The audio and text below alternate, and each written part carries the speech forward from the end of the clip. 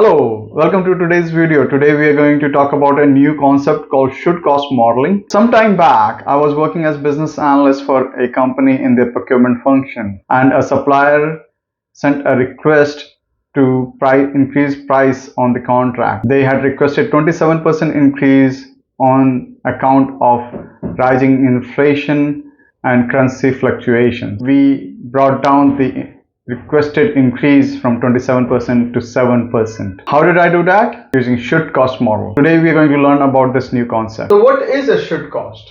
Should cost is a term that is used in manufacturing and procurement functions. It refers to a calculated cost based on the analysis of the material, labor, and other resources that go into the production of the product or delivery of the service. Should cost is usually used as a price benchmark for evaluating suppliers and for setting target costs for production of products or delivery of service. A should cost model is a mathematical model that is based on the concept of should cost. A should cost model calculates total cost of a product or service based on data gathered from various sources. At the end of the day, should cost model is an estimate because there are a lot of assumptions that are made by the person who is building a should cost model. Nevertheless, it's a useful tool for estimating a ballpark figure of cost for a new product or a service. It is even more powerful if you are trying to understand the change in total cost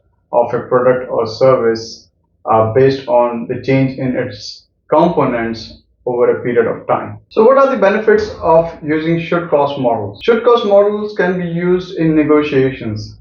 When suppliers send price increase requests, they use various reasonings.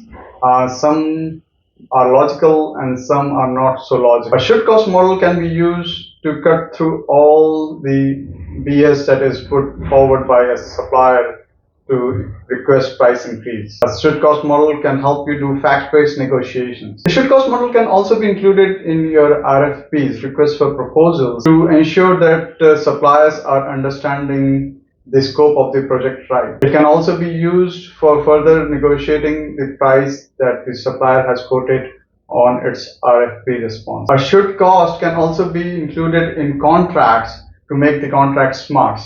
Now more on that in the later videos, but a should cost model included in the contract can go a long way in finding a better price as well as in creating a better relationship with your strategic and core supplier. There are some challenges associated with should cost modeling. It is not easy to arrive at the exact composition of a product or a service in terms of the component materials, labels, and overheads. Therefore, should cost is an estimate at its best. It is not an exact science, but nevertheless, it can be really useful in price negotiations and calculating target costs. Another key challenge with should cost modeling is a should cost model is based on data that is pulled from various public sources.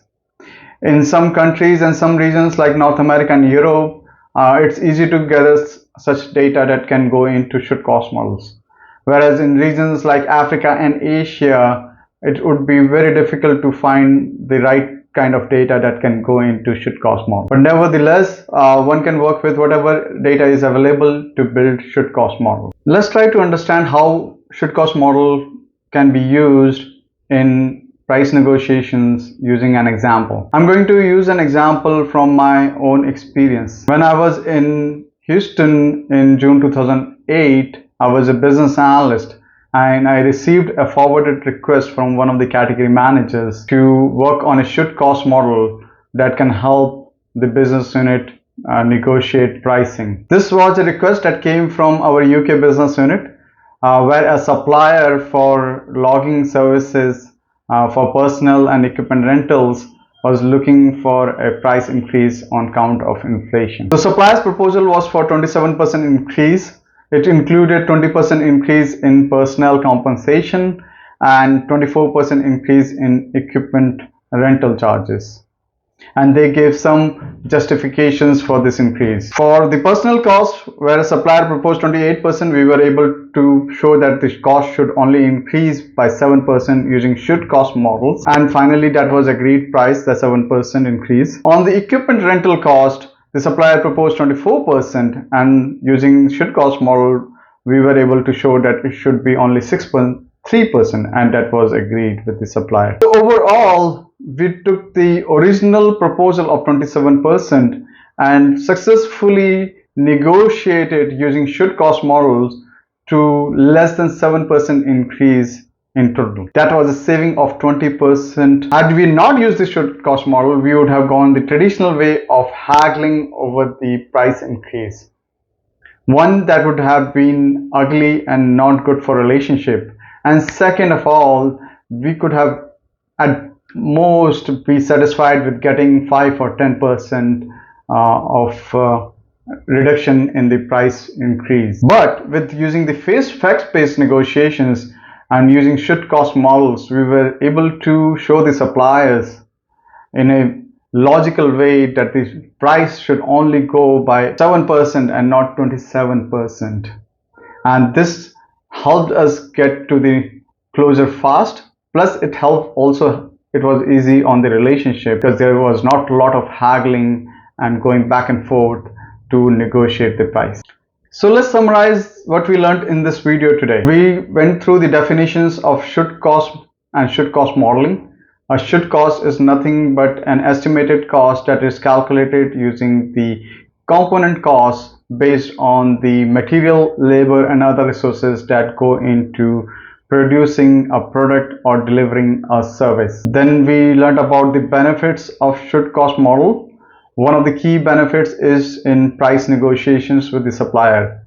It can also be used for evaluating supplier and supplier's understanding of the scope of the RFP and negotiating the proposed price from the supplier. A should cost model is also used in contracts, smart contracts, that we're going to discuss in further videos. And we looked at some limitations of the should cost models. Should cost models are not exact science, but based on some data and assumptions made on part of the person who is building the should cost model.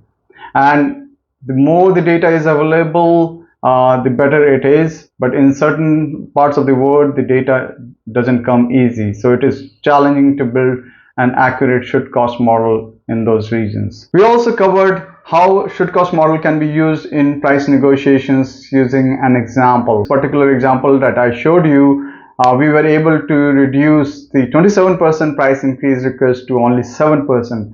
And saving 20% of the cost. In today's video, we learned what a should cost model is, what are the benefits, and how we can use it in price reduction.